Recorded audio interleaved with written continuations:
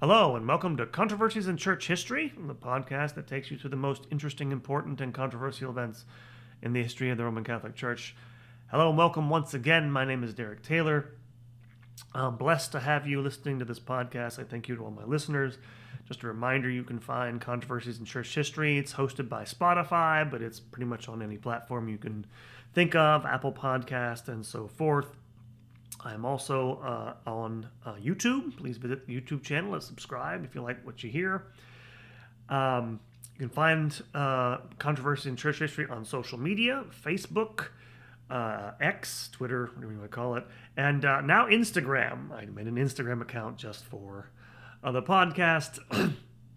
I have my own personal one, but there you go. We're on social media. I also have a website, churchcontroversies.com. And you can also, if you'd like to become a patron of the podcast, you'll get special episodes just for patrons who donate to the podcast. The upkeep of it, as well as early releases, you'll get stuff earlier than the general public. But most everything else is free. This is mostly a free podcast, and mostly just grateful for listeners. And the best help you can do for us here is to spread the word about the podcast, get the word out. Make people know it's there and available to them. But welcome once again. We have a little standalone episode here, a short episode I've been thinking about doing.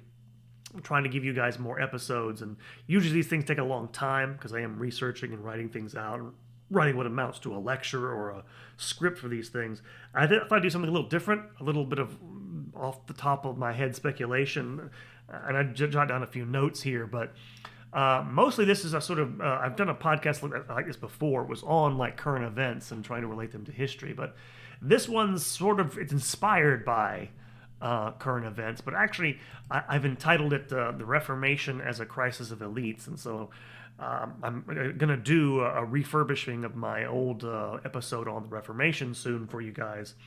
And I've been thinking about this, so I thought I'd bring this to you. What inspired this, by the way, and what I'm talking about here is I'm going to talk about a certain theory of historical change that's prominent these days and try to apply it to the Reformation real briefly and see what we can come up with and how we can understand that event as Catholics. But it's also inspired by things in the news. One of the things I saw in the news the other day that inspired this, because I've been thinking about a lot about this, was the Catholic Bishop of Plymouth in England. I should say the designate for the Bishop of Plymouth resigned. He hadn't been installed yet. He hadn't been actually put into his cathedral. And he was supposed to have been installed back in November of 2024. That was delayed, then it was delayed again. And then now basically he's decided he's not going through with this. No real reason is given as to why he resigned. And what's interesting about this is the second time in a calendar year when the installation of a new bishop in Plymouth in England had been called off. This had happened a year before when another designate had been set. It didn't take place. And basically the candidate stepped down from it. So something's going on here, obviously, about these things. I don't, I'm not speculate on the reasons why. The point is that how does it come to this sort of thing? What got me thinking about was personnel in the church. And again, I've mentioned this before in this podcast. I do not want to make this bash the bishop's hour. And most of the ones, at least in the United States, that I'm familiar with are decent enough and they run their diocese well enough. But you wonder about, okay, when you see things like this, you wonder, okay, how competent are these people? Who chose this? Why is this happening, right? And what does that have to do with the Protestant Reformation? Well, I've had this thought for a long time, right? And when we understand the history of the church, we have to understand first and foremost, we're talking about sacred history. The church is sacred.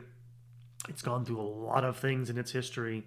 And we ultimately believe that time, history, and our destiny is in the hands of God.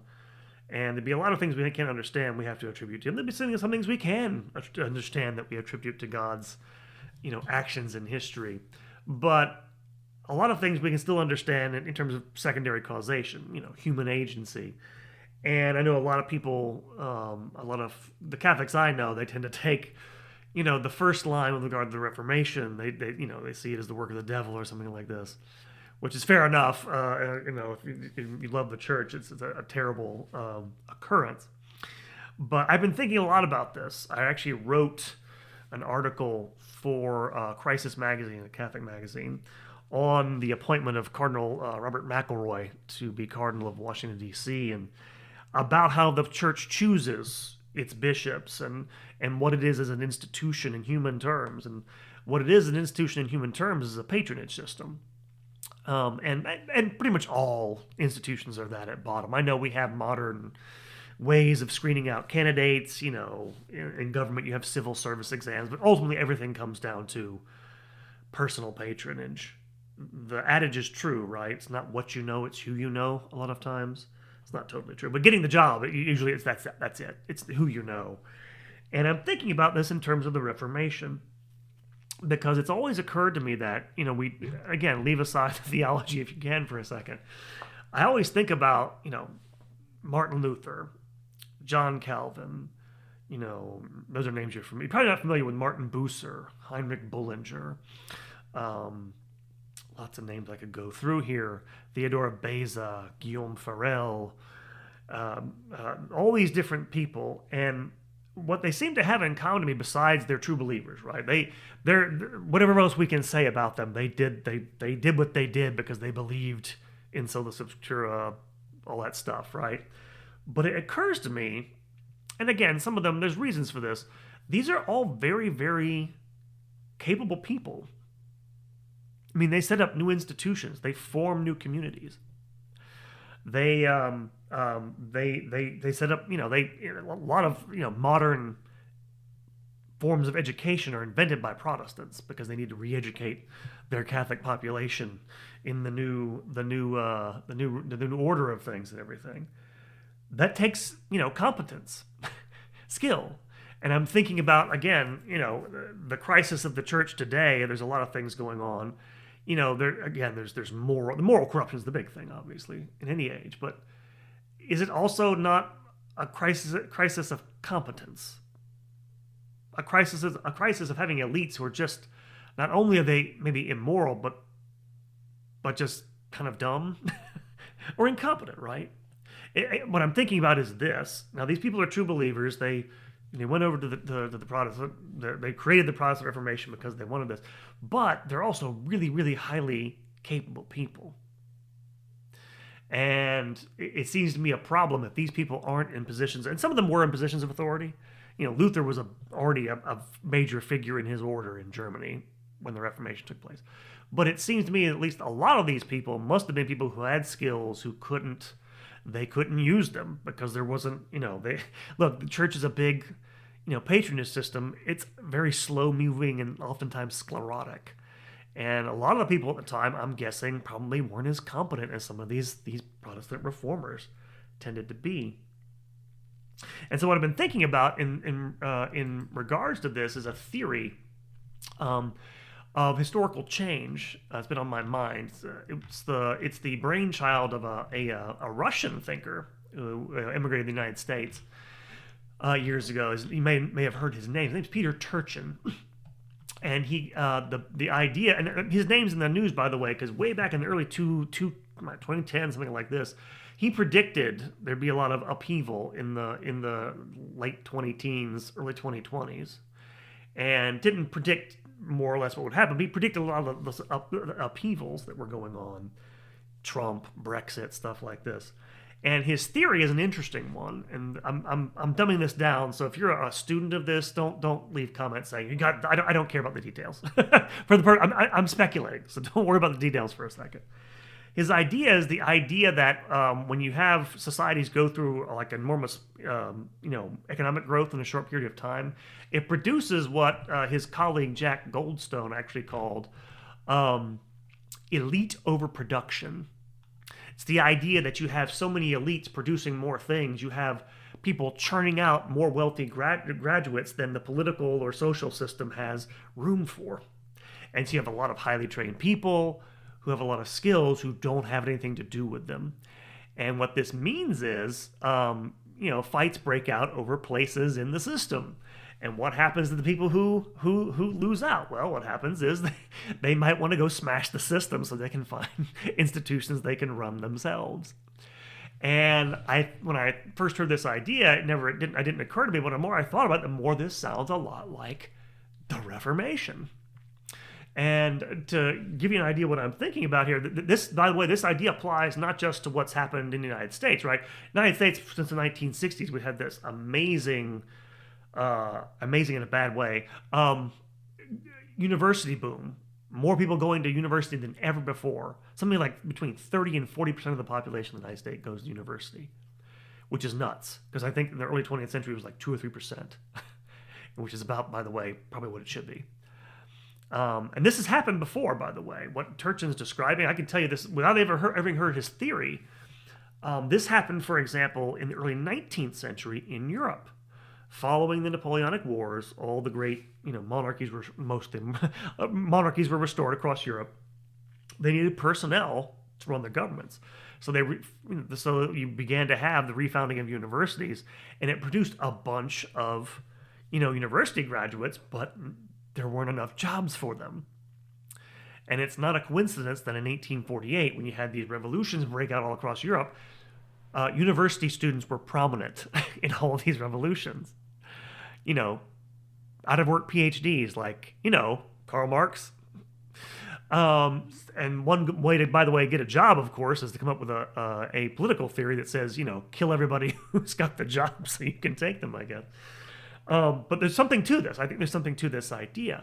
And if you try to apply it back to the Reformation, I think you can kind of see something there. And so I went back and took a look at this, right? So we all know, the Reformation starts in modern Luther. Who is Martin Luther? He was a university professor, University of Wittenberg, right? And so I went back and took a look, and my source for this is this multi-volume work called The History of the University in Europe, which easy to find, by the way, and access. And they have these wonderful maps that show not just the numbers of universities, for example, in 1500, but they show the number of foundations of new universities in the Middle Ages prior to this. And so using this, well, first of all, in the year 1500, there are about 64 active universities.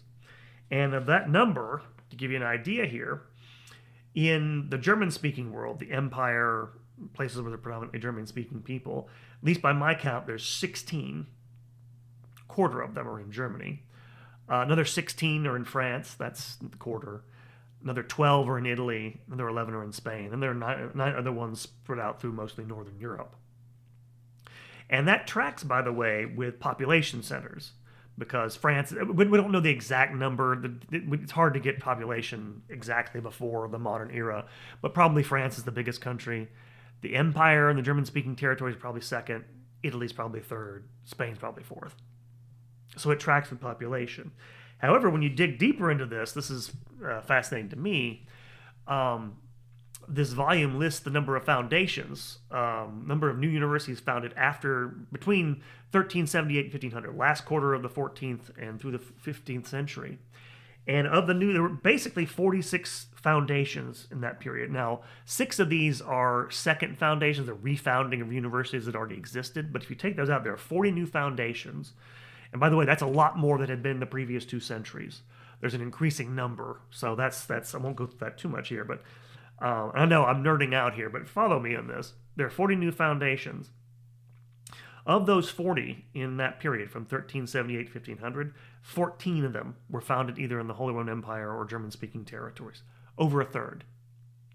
So you have an increasing number of universities in the place where the Reformation starts. And of course, if you go into the 16th century, there are only, before the Reformation breaks out, 3 new universities founded. 2 of them in Spain, ironically.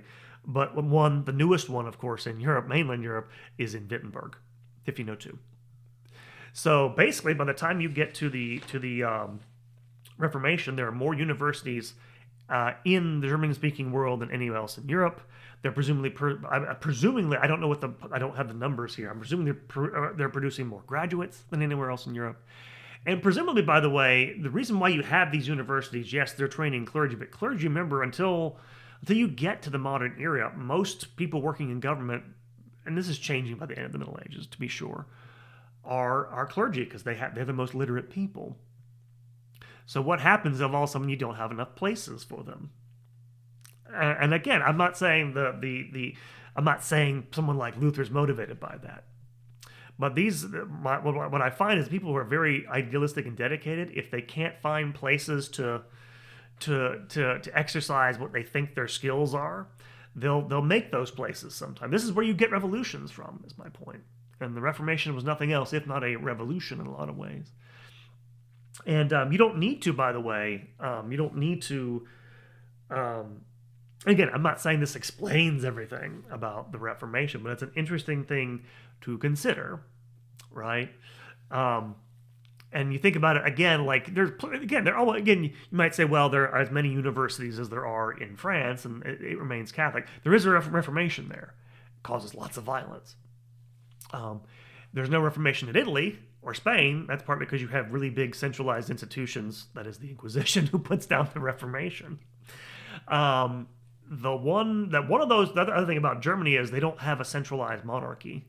The empire is not a centralized form of government. It doesn't have the centralized, bureaucracy to put down things like that the way you do in France, especially, but in Spain. And of course, you don't have a centralized, secular government. You have the church in Italy. Rome is in Italy, the Roman Church, and so they can put down those things. And so I think it's an interesting, idea to consider, right? You have all these things going on. You have these idealistic people who have these skills, by the way. And these skills, of course, when I say these skills, what am I talking about? You have people like, monks, right? Friars. A lot of people who are friars become Protestant reformers. What are they trained in? Preaching. What is Protestantism about? Preaching. Again, I'm not trying to make this simplistic, but they already have the training. They can't use it in the ways they think they should. Again, I'm not saying I'm not on the side of any of these people. I can't stress this enough, how much I disagree. I could never take, even when I was an atheist, I could never take Luther's theological positions seriously. Any of them. They always seemed like, to me, they were proxies for something else. And I don't mean, by the way, to suggest, I don't, when I say this has a secondary causation, I don't mean to say I think it's actually important, right? Because I think it's a problem in every society, really. At least a successful one. You have more people. It means you need to have more jobs. And there aren't always meaningful jobs for people. And you might say, the main thing is to have food and well, yeah, once you have food and shelter, you become a sophisticated, advanced society. And it's always a problem. It's always a threat, by the way, to the stability of your society if you can't find places for people. Just think back. I think it was Alan Bloom, the philosopher, who mentioned, I'm thinking about the ancient world. Think about Socrates, right? Socrates is, this teacher who's teaching about reason and all this stuff in 5th century Athens, which is a democratic society. Who are most of his students? They're, Plato, people like that, they're sons of noblemen, right? They're a disenfranchised nobility in a democratic society who don't have places anymore, who might be tempted to overthrow it. And Socrates and his philosophical, one of the things Bloom suggested about him is that they're giving them a reason not to overthrow society, right? You're giving them something, these idealists, something to do with themselves besides tear everything apart, trying to make an ideal world. And again, I'm not saying this is all about ideals. There's a lot of I'm sure a lot of people they were just looking for opportunities. And again, I can't stress this enough. None of this describes the reformers. I'll give you one. Forget Luther and famous names. I'll give you one that's interesting. Jan Laski. Jan Laski is the great Polish Protestant reformer of the 16th century, who was the nephew of the primate of Poland. He was ordained a bishop at one point in his life. He was basically chosen by his uncle to be his successor. He gave all of it up and renounced that to become a Protestant. So we have true believers. And I'm not saying that they can be bought, but if you can give them something to do that's meaningful, within the existing, you might actually have a better idea, better chance of preventing this sort of thing, right?